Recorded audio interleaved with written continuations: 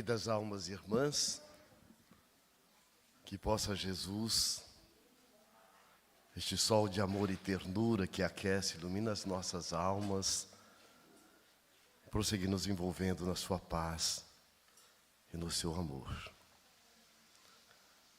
A nossa gratidão, a nossa querida Federação Espírita do Estado do Rio Grande do Sul, os órgãos de unificação, e trago aqui o abraço amigo, fraterno, da nossa presidente, Luísa Leontina, da Federação Espírita do Estado de Mato Grosso. O amor e a esperança, o caminho para a plenitude. Amor e esperança, de quem que nós lembramos? Daquele que todos nós temos muita saudade. Quem de nós não tem saudade de Jesus? Não é verdade? E por que temos tanta saudade de Jesus? Diz que saudade se mata. Não, saudade não se mata. Porque saudade é virtude. Só tem saudade quem ama. E de quem nós temos saudade? De quem nós amamos. E por que temos tanta saudade de Jesus? É o Espírito Emmanuel, no livro Caminho, Verdade e Vida, da editora FEB. Na lição 142, ele nos responde.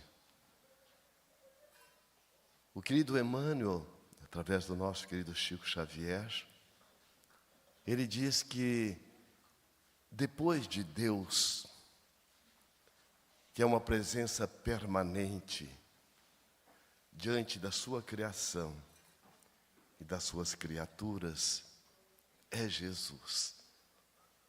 A presença permanente em nossas vidas. E o Espírito Emmanuel coloca que Jesus, ele conquistou a nossa tutela, não somente por amor, mas por testemunho. Ele é o nosso tutor do primeiro dia. O que significa isso?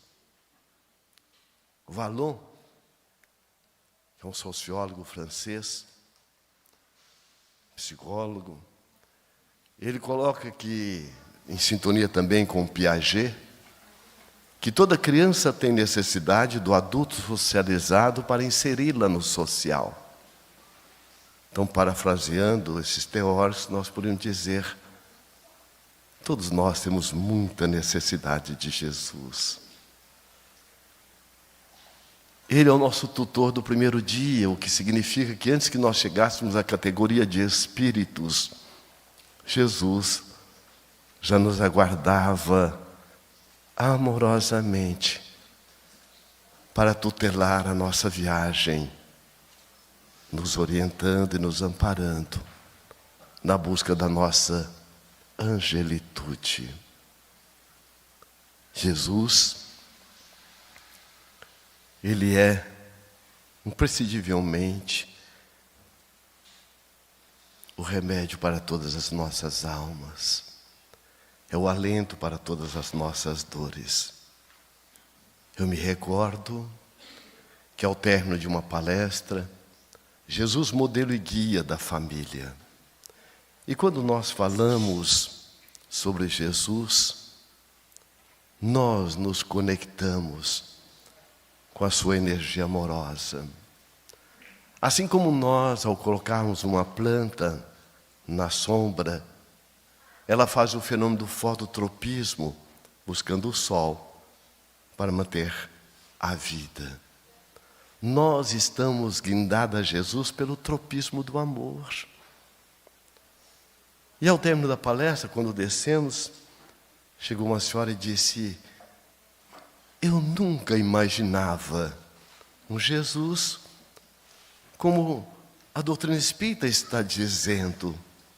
Esse Jesus, um descrucificado, um Jesus que está tão próximo de nós, que somos nós que o permitimos ter acesso, ter guarida à nossa intimidade. Eu quero conhecer esse Jesus. E ela foi e disse: eu estou aqui pela primeira vez, não sou espírita. Aliás, estou aqui graças a um abraço. Aquela ali, olha, a Mariana é uma amiga de trabalho. Ela chegou logo pela manhã e disse: Márcia, eu quero lhe dar um abraço. Um abraço muito especial. Hoje eu estou sobrando abraço. Mas eu quero lhe dar um abraço não do que está sobrando. Eu quero lhe dar um abraço com muita ternura, com muito carinho, como uma forma de devolver e de profunda gratidão a você. Você é uma pessoa muito significativa para mim. Eu sou uma pessoa antes e depois de chegar aqui e trabalhar com você. Ela disse: nós trabalhamos numa instituição que atende pessoas com CA, com câncer. E são pessoas que chegam como se fosse peteca. Ah, não é aqui, não é ali, não é comigo. E a nossa sessão é aquela sessão que a pessoa já chega muito machucada. Além da machucadura que a doença produz, a machucadura da indiferença, da falta de fraternidade, da falta de respeito, de carinho. E a Mariana chegou dizendo que há 5 anos atrás, porque estava fazendo no dia que ela foi hoje, quis me dar um abraço, e ela dizendo que lembra do jeito que eu a recebi, sabia o nome dela, e nisso a Mariana foi chegando. E ela foi e disse: olha, a Márcia é uma pessoa muito especial. Ela muitas vezes não sabe o valor que ela tem na vida de quantas criaturas. Às vezes, ela está de férias, as pessoas chegam na repartição só para dizer: ó, diga a Márcia que nós amamos muito. E naquele momento, ela chegou para me dar um abraço, eu estava sentada, ela disse: não, levanta, é um abraço muito especial, um abraço porque eu sou muito grata a Jesus por ter você na minha vida. E quando ela disse a Jesus, uma energia me envolveu de tal forma que ela me ajudou a levantar, e quando ela me abraçou, eu senti algo tão profundo na minha alma que eu não soube explicar e comecei a chorar. A Mariana foi e disse: o que foi? É algo que eu falei? Disse: não, olha aqui. Eu mostrei para ela. Eu estava escrevendo um bilhete, porque eu tinha um único filho, 19 anos, 18 para 19 anos. Meu filho muito cedo dizia: mãe, eu quero trabalhar, mãe, eu preciso trabalhar, mãe, a senhora me ajuda a comprar uma moto, mãe. Eu sempre dizia: quando você fizer 18 anos. Ele fez 18 anos, eu ajudei a comprar uma moto. Estava muito feliz. 6 meses trabalhando com a moto e tal. Um adolescente alcoolizado, com o carro do pai, colidiu de frente, meu filho veio a óbito imediato. Além da dor, da perda, que agora já sei que ninguém perde quem a gente ama, que eu vi na palestra, porque o amor tem a função de unir corações, não separar, mas o fato é que além da dor da morte do meu filho, o meu marido estava me acusando que eu sou a assassina do meu filho. E agora entendendo, compreendendo que a morte ela não é o fim e que nascimento não é o começo, eu quero conhecer esse Jesus que a doutrina espírita apresenta, porque eu senti Jesus no abraço da Mariana. Olha para o companheiro, a companheira do seu lado. Sente Jesus. Isso. Levanta, pelo menos 2 abraços a gente vai dar. Não do que está sobrando. Tá bem? Vamos lá.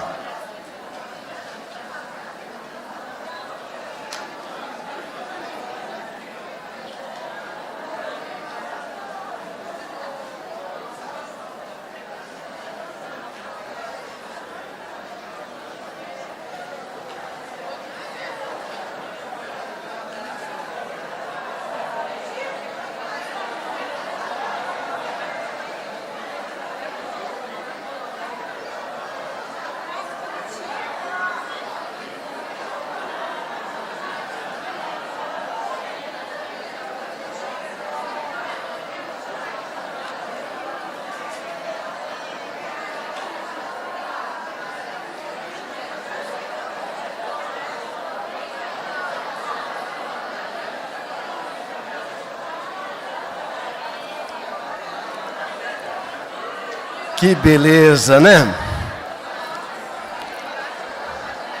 Foi bom abraçar Jesus?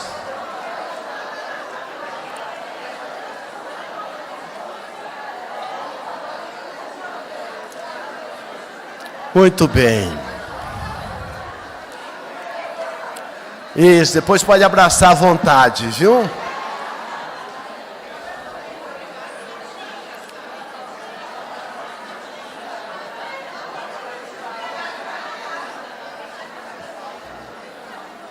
Muito bem. Há uma abordagem da psicologia, da neuropsicologia, que ela estuda a mudança metabólica que ocorre conosco, principalmente diante de um abraço. Neuroquimicamente, mexe conosco, harmonizando todo o nosso metabolismo. Existe essa abordagem que chama abraçoterapia. Porque o abraço é uma das expressões mais profundas de conexão amorosa. E o amor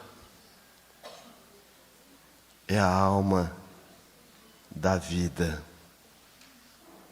E o amor é a vida da alma. Diz a nossa veneranda Joana de Ângeles, o amor ele não é um sentimento apenas. Newton, numa das suas cartas, ele coloca que é a gravidade que faz com que os corpos celestes não se choquem um com o outro. Que ela está presente em todo o universo. Mas existe uma gravidade que criou a gravidade. E essa gravidade emana de um profundo amor, que é o Criador. O amor é a chave sublime que faculta abrirem-se todas as portas que conduzem à plenitude. Nos diz a nossa veneranda Joana de Ângeles, que caridosamente nos oferece esse prefácio do livro A Vivência do Amor. Nós sabemos, como coloca o próprio Espírito, este benfeitor também da humanidade, Emmanuel, no livro A Caminho da Luz, Jesus poderia ter descido num dorsal de astros. Jesus poderia ter regimentado o maior exército. Como que ele veio? Veio, primeiro seu pai, sua mãe, batendo de porta em porta, pedindo guarida. Para este ser, que segundo Emmanuel, é Jesus quem recebe a terra como uma nebulosa das mãos de Deus, poeticamente falando, e é Ele quem vem trabalhá-la com toda a sua equipe de geneticistas, de arquitetos, para nos receber. Imaginemos o carinho, a ternura e a grandeza de Jesus. E depois de bater de porta em porta, aquele que ofereceu um espaço, não ofereceu de um espaço que viesse incomodá-lo. Ofereceu uma estrebaria, um curral, onde seu pai vai improvisar um coxo para recebê-lo. O ser mais perfeito que Deus concedeu como modelo e guia para a humanidade. E por quê? O Espírito Emmanuel, numa mensagem que se titula A Manjedoura, no livro A Caminho da Luz, que também é da edição da FEB,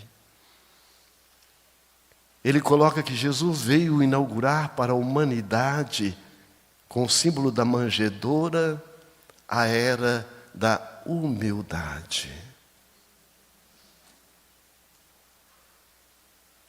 E veio com o seu psiquismo nos ajudar a despertar do nosso Cristo interno. Que brilhe a vossa luz. Tudo o que eu faço, vós podeis fazer, e muito mais. Mostrando a equanimidade do amor de Deus. E nós sabemos que todos aqueles que antecederam o Cristo, Siddhartha Gautama, Buda, Lao Tse, Confúcio, Moisés, Sócrates, Pitágoras, Arquimedes, todos vieram sob a tutela amorosa e o comando de Jesus. Siddhartha Gautama Buda, ele coloca: o homem sofre justamente por não conhecer a verdade que existe em sua própria alma. Que verdade é essa? A nossa Cris colocou amorosamente, com muito carinho, é a verdade de que todos nós, somos filhos deste Pai de amor, justiça e bondade. Como está na própria Gênese bíblica. Nós fomos criados à imagem e semelhança do Criador. O que significa isso? Significa que nós trazemos conosco, em estado de latência, em potencial, todos os atributos da divindade, todos. Nós somos seres imortais e Deus, o infinito. Deus é onisciente, onipresente. Está lá na questão 13 do Livro dos Espíritos. Alguns atributos de Deus. Que o codificador coloca. Nós não temos como aferir a intimidade de Deus, mas podemos saber o que Ele não pode deixar de ser. Então nós trazemos conosco, sendo Deus onisciente, onipresente, o convite à viagem à autoconsciência, de saber quem nós somos. São essas as verdades. A verdade é que Deus, ao nos criar, Ele também nos deu uma destinação amorosa, que é a busca da felicidade, alcançar a plenitude. Mas para tal, Ele nos deu duas funções, enquanto co-criadores e colaboradores da divindade. Nosso querido Emmanuel, também no livro Caminho, Verdade e Vida, ele coloca que quando a beija-flor beija numa flor, e a borboleta e a abelha levam pólen a outra flor, estão desempenhando o papel de co-criadores e colaboradores da divindade. Mas não têm consciência disso. Nós somos os únicos seres da criação que somos destinados a ter essa autoconsciência. Os animais são regidos por automatismos. Não tem a lei de liberdade, também não tem a lei de responsabilidade. Nós somos os únicos seres da criação de que, além de estar submetido a todas as leis, nós temos um conjunto muito especial de leis, são as leis morais. Então nós somos os únicos seres responsáveis por estar realizando a presença de Deus em todos os seus reinos. Nós somos os responsáveis por exemplificar as suas leis sábias e imutáveis. E naturalmente, o tempo passando, e Buda coloca aqui, olha, todos os caminhos da ignorância levam ao sofrimento. Nós sofremos por 3 razões. Aliás, por 2 razões. Ignorância ou rebeldia. Mas nós temos 3 níveis de ignorância. A ignorância do não saber, a ignorância do não sentir e a ignorância do não vivenciar. Vocês conhecem médico que fuma? Ele tem a ignorância do não saber o quanto o alcatrão, a nicotina e outros elementos nocivos do cigarro são prejudiciais. E por que fuma? Ou por que fumam? Porque nos falta superar a ignorância do não sentir e do não vivenciar. Quem de nós não sabemos que somos filhos de Deus e somos espíritos imortais? São essas verdades que Buda está dizendo. Agora, todos nós aqui agimos como tal. Por eu saber que eu estou aqui de passagem, eu faço escolhas conscienciais a todo momento. Como disse Jesus, não amontoeis tesouros onde a traça corrói e a ferrugem consome, e o ladrão roube. Não amontoeis. Ele não está falando de não usar aquilo que é transitório, que é importante, que nos ajuda na manifestação da nossa persona e na nossa elevação espiritual. Ele está falando das nossas viciações. E a psicologia ela é muito clara quando ela diz assim, a gula, o sexo desvairado, a compra compulsiva, as redes sociais e etc., está ocupando o lugar de alguma coisa que nós não estamos dando amorosamente a nós mesmos. Quem foi criado para ficar vazio? Então Buda está dizendo mais ainda, e a sabedoria está em conhecer a ignorância que ignoramos. Nós não sabemos tudo, mas é importante que valorizemos o que já sabemos. A veneranda Joana de Ângeles, essa benfeitora da humanidade, ela diz assim, equivoca-se aquele que diz ser quem não é, tanto quanto aquele que não diz ser quem é. Quem não diz ser quem é omissão. Quem está dizendo ser quem não é prepotência, é orgulho, é vaidade, é presunção. Na Cordélia você pode fazer a leitura, não, quem sou eu? Na Cordélia você pode fazer a oração, não, quem sou eu? É diferente, posso. Eu tenho algumas dificuldades, mas eu sou mais do que ela. Você pode me dar um tempo, eu vou treinar, mas eu vou aproveitar a oportunidade. E é justamente o que veio nos ajudar profundamente a doutrina espírita, nos trazendo esta oportunidade abençoada. Nossa, Cris colocou muito bem, e aqueles também que nos antecederam, que a doutrina espírita, ela chega diferente de todas as demais religiões. É uma doutrina que ela não foi criada. Ela vem do mundo espiritual para o mundo dos encarnados. E ela chega de tal forma à semelhança do microscópio ou do telescópio. Não veio criar um mundo novo, mas veio desvendá-lo. Até o advento da doutrina espírita, falava-se da sobrevivência da alma, mas não havia comprovação. Falava-se do espírito, mas quem é o espírito? E ela chega dizendo que é o ser inteligente que povoa o universo. Chega no momento em que o Deus forma humana, o Deus antropomórfico, levando a descrenças e ao distanciamento entre o Criador e a criatura, chega dizendo que é Deus. Primeira questão do Livro dos Espíritos, não quem é Deus, o quem, o próprio verbete, quem fez esse púlpito? Eu já sei que alguém o fez.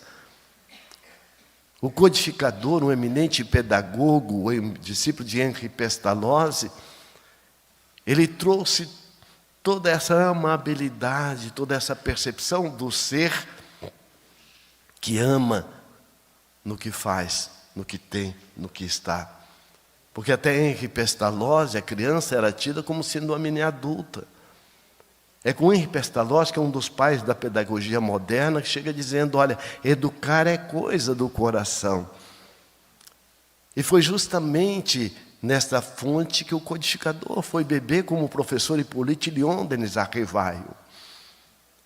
E ele trouxe toda essa amabilidade de forma consciencial para a doutrina espírita. Quando na questão 4 do Livro dos Espíritos, ele pergunta: onde então podemos encontrar a prova da existência de Deus?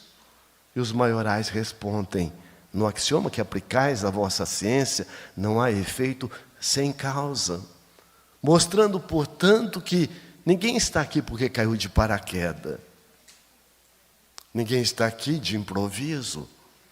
Há um livro muito interessante, chama Dias Felizes, é da editora Espiritizar, o espírito é Honório.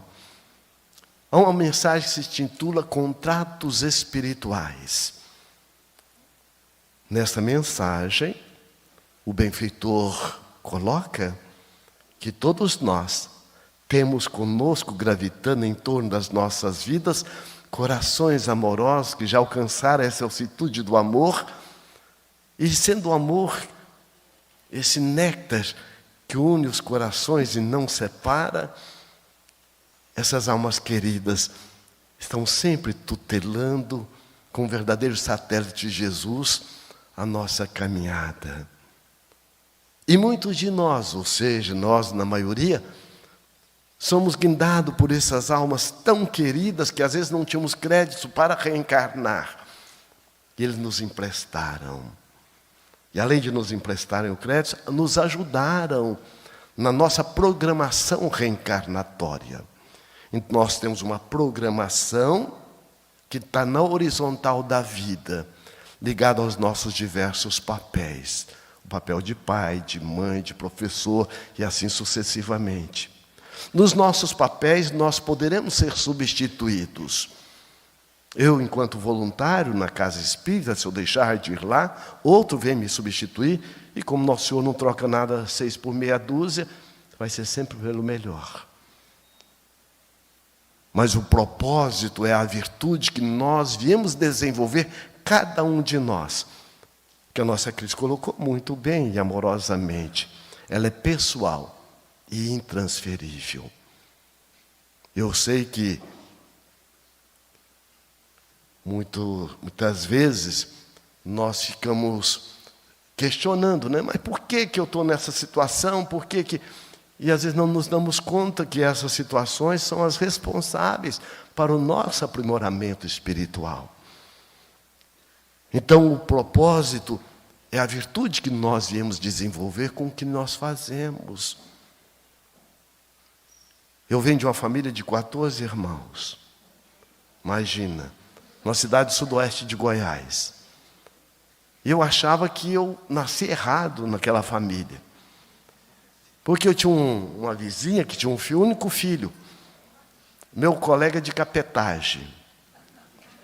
E o danadinho aprontava junto comigo, só que quando chegava lá, a mãe dele falava assim: mas Julinho, meu amor, você é o sol da minha vida, o que você está fazendo? A mãe fica meio com vergonha.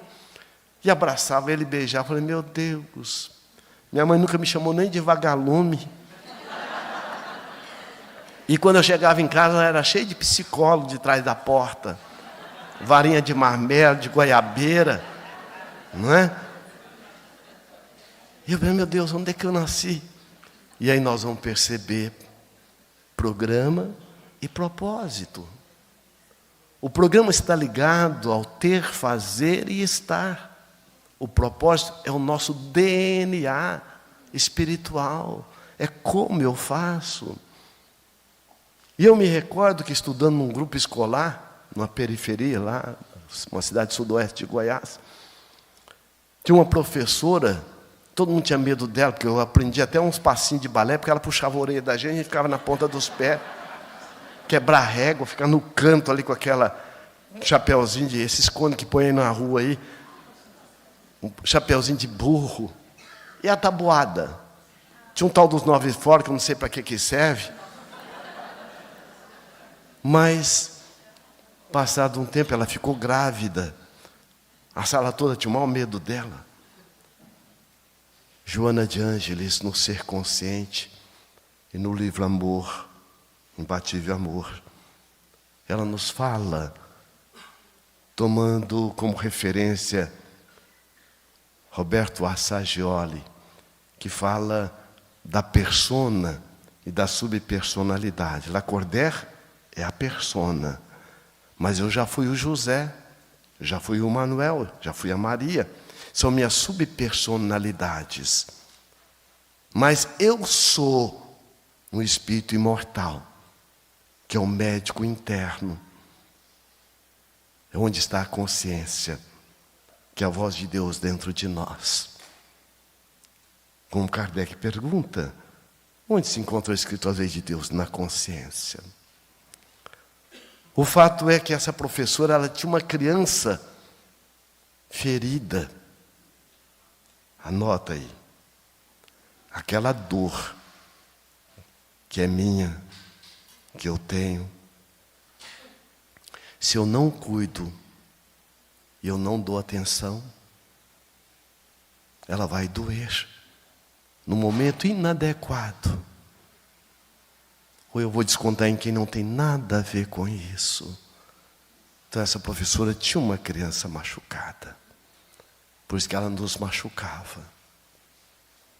Mas para a felicidade geral da sala, ela ficou grávida. E do meio do ano para frente, que a gente esperava que ela ia chegar, chegou uma nova professora. Professora Márcia. Todo mundo com aquele medo danado. E ela, quando ela ia fazer a chamada, logo no primeiro dia, programa e propósito. Programa, ela estava professora.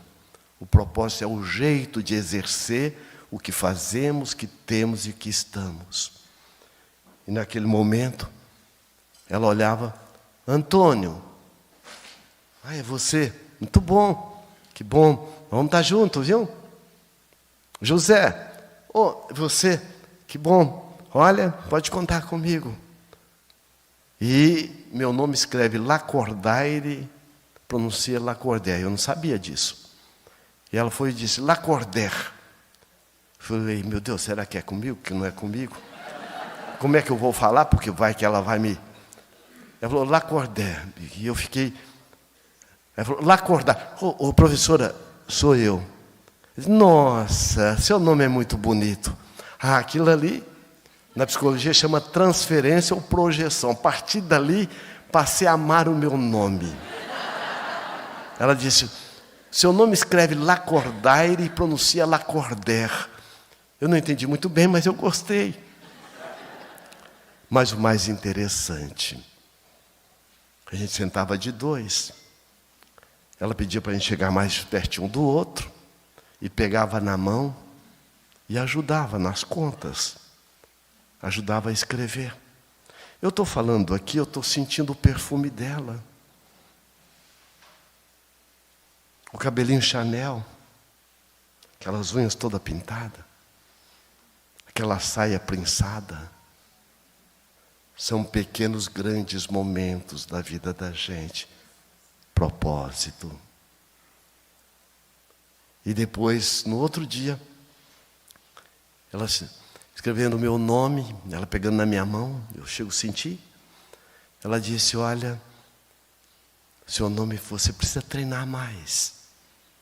E no outro dia ela chegou com a tampa, uma orelha de tampa de sapato, com o meu nome. Você vai treinar. Eu fui treinar em papel de pão. Muitos não sabem nem o que é papel de pão, mas... E fui treinar. Quando eu faço o meu L, eu acho que é o L mais bonito do mundo. Não chegou igual a dela. Por quê, gente? Está impregnado, está envolvido com a energia do amor. Todos nós estamos aqui num programa e num propósito. E o Espírito Honório coloca que no nosso programa reencarnatório, aqueles de nós que temos compromisso na área doutrinária, na área da família, no trabalho, nós recebemos uma equipe multidisciplinar para estar nos ajudando exitosamente no compromisso do nosso programa e do nosso propósito. Para nosso Senhor não é quantidade, É o quanto eu me sinto naquilo que eu conheço. O mais importante, vocês vão me perguntar lá, Cordé, quantos livros você já leu? 50. O que disso mudou? Ah, não sei. Então, o mais importante é como eu me sinto naquilo que eu conheço. Nós podemos ter um bom conhecimento doutrinário, mas como eu me sinto, como eu me acolho dentro desse programa e do propósito. Nenhum de nós estamos aqui reencarnados para mudar o outro. Nós reencarnamos com compromisso conosco mesmo. Eu vou fazer uma pergunta para a gente pensar junto. Quando o pássaro assenta no galho, ele está confiando no galho ou na capacidade de voar? Estou perguntando aos encarnados, viu? Vamos de novo? Quando o pássaro assenta no galho, ele está confiando, no galho ou na capacidade de voar? Vocês estão certos disso? Então, texto e contexto. O que significa galho? Apoio, ajuda. Nunca falta. O que é o voo? É a sua vida. São suas escolhas. Tem como alguém viver sua vida? Se bem tem gente que quer, né? Tem alguém aqui que não faz escolhas? Existe alguém no universo que não faz escolhas? Quem não faz escolha está fazendo a escolha de não fazer escolha. É ou não é? Lei de liberdade. Não é verdade? Então o galho é ajuda, é apoio. Existe só um galho? Existe só uma árvore? Assim são as oportunidades do universo. Só que as oportunidades do universo são respeitosas. Estão dentro da lei de liberdade. O seu coração está brigando com o seu pulmão para funcionar? O rim está brigando com o fígado para funcionar? Assim é o universo. Lei de liberdade. Agora, quando um rim tem problema, o que todos os órgãos fazem? Colaboram, se juntam para amparar aquele rim problemático. Lei de solidariedade, lei de fraternidade. Está presente em tudo. Então, no programa, no propósito, nós temos a responsabilidade pessoal. Conforme está na questão 115 do Livro dos Espíritos. Deus criou espíritos bons e espíritos maus. Fomos criados simples e ignorantes. Simplicidade desprovida dessa complexidade que hoje nós temos, como o homem e a mulher tecnológicos. Ignorantes do quê? Da verdade. Onde está a verdade? Nas leis divinas. E lá está. E a cada um foi dada uma missão pessoal. E à medida que nós desenvolvemos a nossa missão, colaboramos com aqueles que gravitam em torno das nossas vidas. E aqueles de nós que rebelamos, dor e sofrimento. É por isso que no livro Plenitude, a benfeitora espiritual Joana de Anjos diz assim: onde o amor se faz ausente, a dor e o sofrimento se faz presente. Então Deus é amor. E às vezes nós ouvimos, olha, quem não muda por amor, muda pela dor. Muda ou não muda? Vou perguntar de novo. Vamos pensar, hein? Doutrina espírita é a doutrina da reflexão. Por isso que Kardec criou o Livro dos Espíritos em perguntas e respostas. Quem não muda por amor, muda pela dor. Muda ou não muda? João diz, Deus é amor. Se Deus é amor, qual é a sua pedagogia ou a sua andragogia? É a dor? Porque eu posso estar sofrendo, mas eu estou reclamando. Eu estou lamentando, eu estou culpando meu pai, estou culpando a minha mãe. E a benfeitora Joana de Anjos, como espírito amigo em o Evangelho, ela diz o quê? A dor é bênção que Deus envia aos seus eleitos. A dor só é o carteiro. Se dor mudasse alguém, penitenciária era fábrica de anjo. Então não é a dor que nos muda. Ela vem como um carteiro, nos convidando a ressintonizar com o amor e fazer a nossa mudança. Então aí eu pergunto, seu marido, ele é galho ou é voo? O marido é galho ou é voo? O que é o galho? Galho é o quê? Vamos lá, galho é o quê? Ajuda, apoio. E o voo? Nossa vida, nossa escolha. Tem como alguém viver a sua vida? Então tua esposa é galho ou é voo? Eu fui fazer um seminário, o companheiro falou assim, minha esposa não é galho, ela é um tronco na minha vida. E ela estava do lado, ela ficou feliz da vida. O marido é galho ou é voo? Olha aí. Então nós vamos perceber o amor e a esperança como caminho da plenitude passa por essa autoconscientização. Eu sou o meu próprio voo. Eu sou as minhas escolhas, responsável pelas minhas escolhas.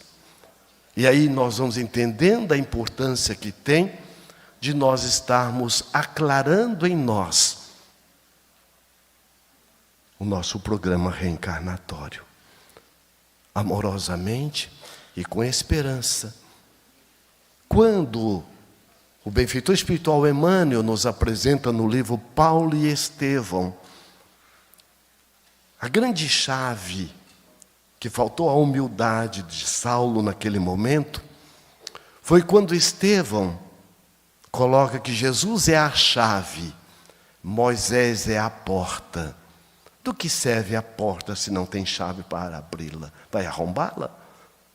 E naquele momento, Saulo, que estava toda a sua mente formatada para defender Moisés, ele não compreendeu a excelsitude desse enunciado. E aí nós vamos entender. Logo depois, ele diz, eu exijo que você retrate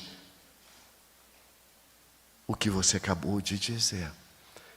Porque Saulo tinha uma informação de Cristo como sendo um tumultuador que morreu entre dois ladrões.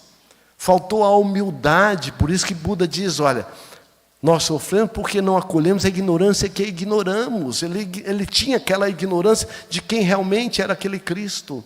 E como a nossa Cristo colocou carinhosamente, Saulo já amava Estevão na figura de Gesiel.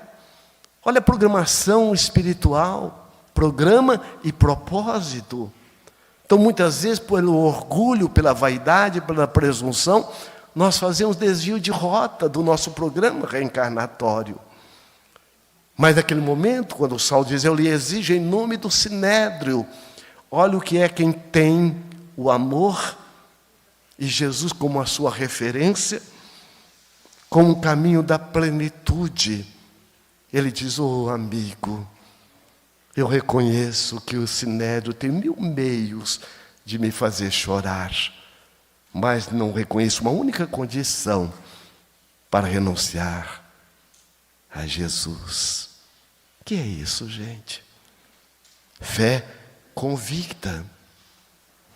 Quando Jesus coloca, está lá no registro de João, se me amais, guardai os meus mandamentos, eu rogarei ao Pai que envie outro Consolador para que fique eternamente convosco.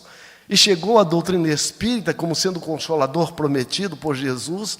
Venho como outrora entre os filhos desgarrados de Israel, trazer-vos a verdade, dissipar as trevas, confundir os orgulhosos. Quem é Jesus?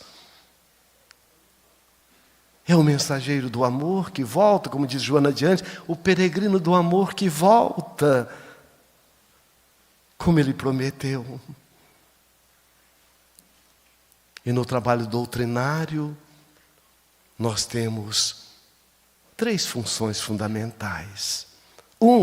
São aqueles que são os catalisadores, como nosso querido Divaldo, que captava das alturas, das dimensões, das luzes, as mensagens que trouxeram, nosso Chico Xavier e tantos outros, nosso Raul, são os catalisadores. Mas tem aqueles que são os propagadores, que somos todos nós. Mas tanto os catalisadores quanto os propagadores tem uma função que ela é inevitável. Quando diz o Espírito Emmanuel, as palavras convencem, mas os gestos arrastam, que são os exemplificadores que Jesus coloca. Os meus discípulos serão conhecidos por muitos se amarem. E Allan Kardec diz, o verdadeiro espírito, o verdadeiro cristão, reconhece pela sua transformação moral e pelos esforços que empregam em dominar as suas más inclinações. Somos nós. Então, para que nós possamos realmente nos mergulharmos nessa esperança e no amor que Jesus veio exemplificar, para que alcancemos a plenitude. Quem não leu, vale a pena ler o livro Após a Tempestade. A última mensagem, Labor em Equipe. A veneranda Joana de Ângeles nos coloca, quando ouvimos a mensagem, Brasil, coração do mundo, pátria do Evangelho, que a nossa Cristo trouxe tão bem, carinhosamente, para as nossas almas. A veneranda Joana diz assim que a maioria de nós que hoje estamos nas hostes doutrinárias do Espiritismo, somos aqueles espíritos que estávamos atormentados nas psicosferas do velho mundo, nas regiões de sofrimento, e num dado momento, o pobrezinho de Assis, condoído com a nossa dor, o nosso sofrimento, se ajoelhou a Jesus e disse, Senhor, me permita acolher essas almas. E foi nos buscar nos porões da dor e do sofrimento no mundo espiritual. E rogou a Ismael que pudesse nos acolher. E com a tutela amorosa do nosso Kardec brasileiro, Dr. Bezerra de Menezes, foi nos inserindo aqui e acolá no movimento espírita, com essa responsabilidade amorosa de estarmos difundindo o Evangelho do bem. Se Jesus previu a vinda do Consolador, parafraseando a nossa veneranda Joana de Ângeles, que diz assim, no livro SOS Família, a família ela é a célula máter da sociedade. Nós podemos dizer que a casa espírita, o centro espírita, é a célula máter do movimento espírita. E quem são os responsáveis? Somos todos nós. Como a Mariana chegou na casa espírita, aliás, a Márcia é levada pela Mariana, e aí ela encontrou um Jesus diferente. É a nossa responsabilidade amorosa de voltarmos para o centro espírita e nos tornarmos trabalhadores do Cristo, como uma forma amorosa de devolver aquilo que amorosamente, generosamente, caridosamente, a vida investe em nós. Lá fora há muita dor. Há pais matando filhos. Há filhos matando pais. A drogadição, a prostituição. E nós temos a melhor proposta, que é a proposta de Jesus. Ele é a chave. E a importância de nós nos conscientizarmos disso. Ninguém está aqui de improviso. Diz Joana de Ângeles, floresça onde Deus lhe colocou. Nós estamos vivendo a madrugada dia, de mundo de expiação e provas para mundo de regeneração. Segundo Manuel Filomeno de Miranda, no livro Transição Planetária, espíritos tormentosos e atormentadores que se encontravam nas regiões mais profundas de dor e sofrimento da Terra estão reencarnando no seio da coletividade humana como oportunidade última nessa etapa, porque Deus é amor. Mas há também almas muito nobres reencarnando no seio da coletividade humana para fazer esse upgrade, essa mudança de nível e nos ajudando a nos tornarmos uma melhor versão de nós mesmos, sob o amparo e a tutela de Jesus. Este é o nosso momento, em que nós estamos vivendo da madrugada a dia, de um mundo de expiação e provas para um mundo de regeneração.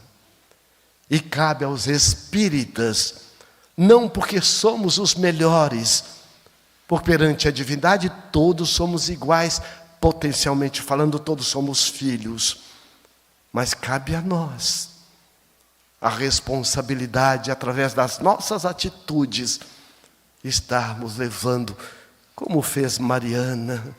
Não, Márcia, lhe deu uma oportunidade. A vida não é isso. A vida não acaba do túmulo, seu filho não morreu. E ela encontrou na casa espírita o alento, o consolo, fruto de um abraço fraterno e amigo. Eu viajo muito. Minha mãe é uma pessoa muito simples.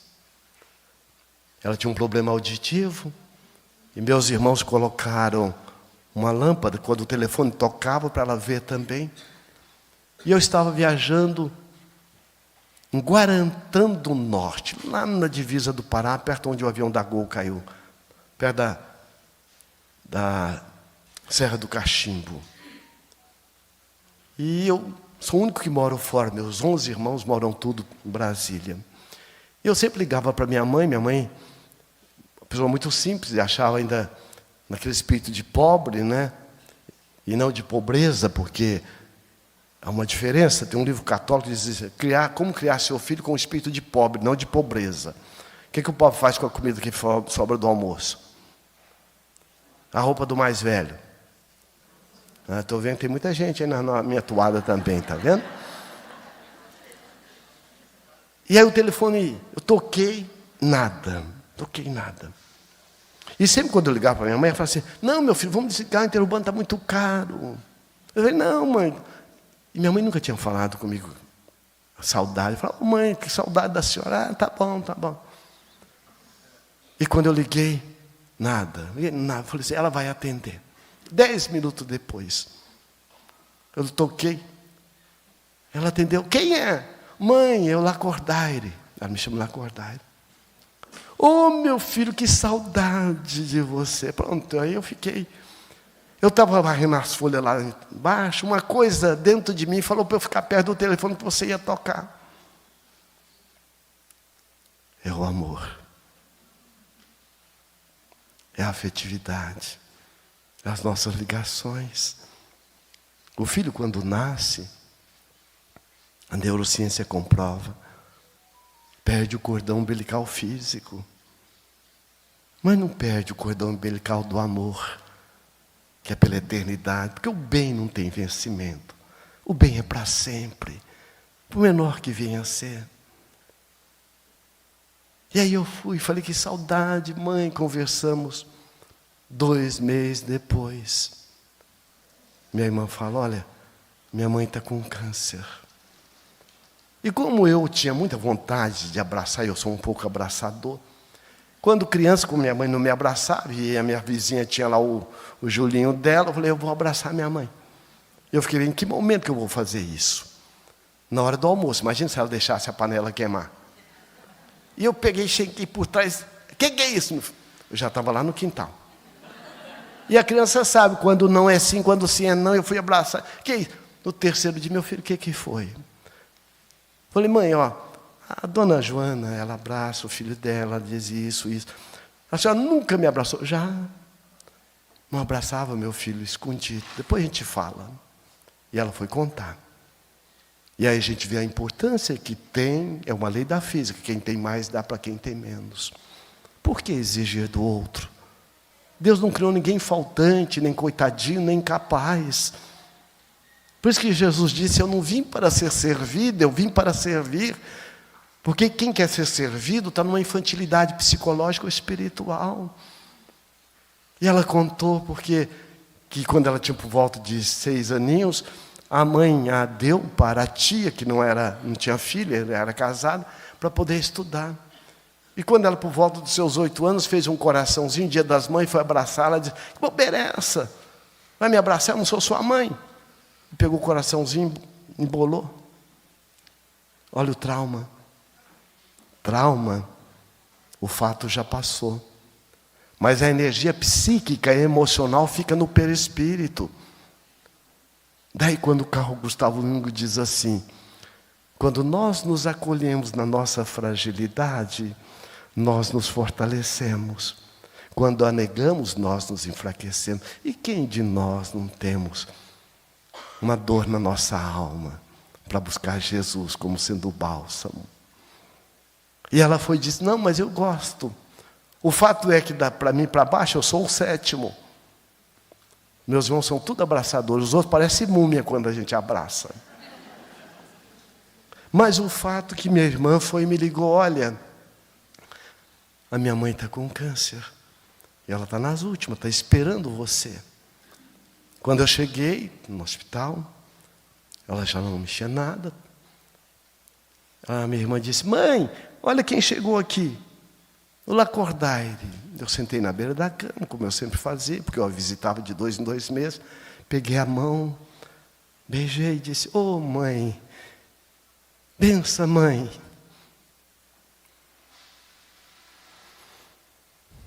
Ela abriu os olhos, disse: oh meu filho, que saudade de você. Eu estava só esperando aquele abraço da beira do fogão. Pequenos, grandes momentos na vida da gente. São os momentos do amor, da esperança, nos conduzindo à plenitude. Ela desencarnou em 2006. 2008 eu estava na cidade de Nova Mutum, fazendo uma palestra e coloquei essa imagem. Você pode colocar, por favor? Veja que a imagem do lado direito e do lado esquerdo, veja, do lado esquerdo estão os homens, inclusive um com uma algema, e tem ali um ancião.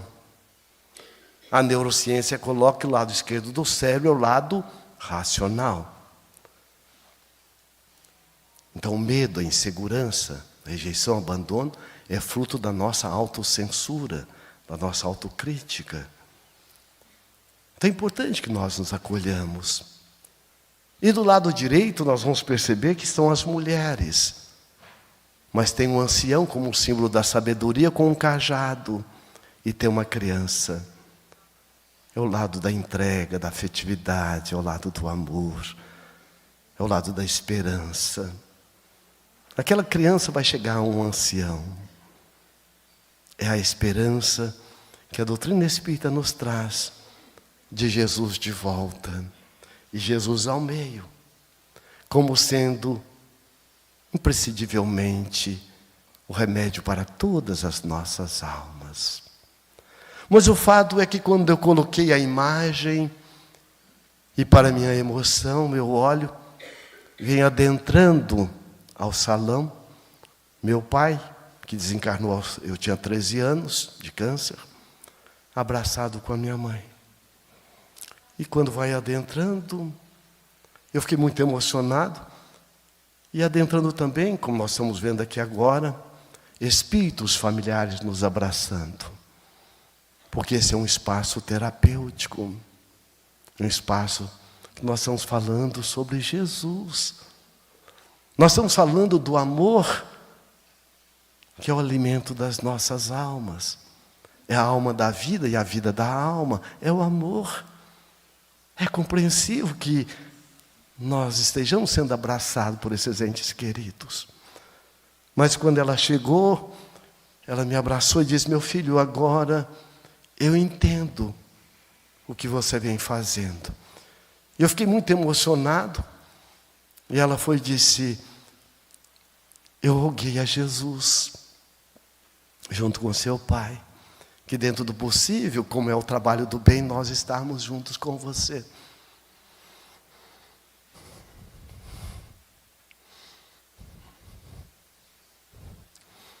como estão agora, né? Todos entes queridos nossos aí.